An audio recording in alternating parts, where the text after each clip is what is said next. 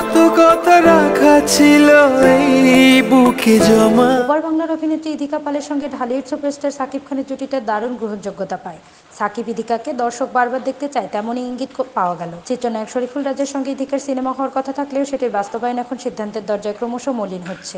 সম্প্রতি বিষয়গুলো নিয়ে ভারতীয় একটি সংবাদ মাধ্যমের সঙ্গে কথা হয় ইদিকার কথায় জানা যায়, শরীফুল রাজের সঙ্গে তার অভিনয়ের সুযোগটি দিন দিন ফুরিয়ে আসছে। বিষয়টি তিনি নিজেই জানতেন না। রাজের সঙ্গে নতুন ছবি সাহেব করার কথা ছিল অভিনেত্রী। রাজ ইদিকার রসায়ন দেখার পালা ছিল দর্শকের, কিন্তু সেটি ক্রমশ মলিন হচ্ছে। ছবিটির পরিচালক সাইফ চন্দন মনে করেন, দেশের বর্তমান পরিস্থিতি ছবিটি না হওয়ার নেপথ্যের কারণ।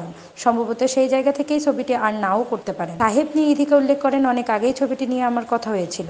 এরপর বিষয়টি চাপা পড়ে যায়। বিষয়টি এখনই জানলাম, আমায় কিছু জানানো হয়নি। তবে টালিউড সূত্র বলছে, এই বিষয়ে নাকি নায়িকার একটু মন খারাপ হয়নি। এর পেছনেও রয়েছে বড় কারণ। খুব শিগগিরই সাকিব খানের সঙ্গে সিনেমা করতে যাচ্ছেন ইদিকা।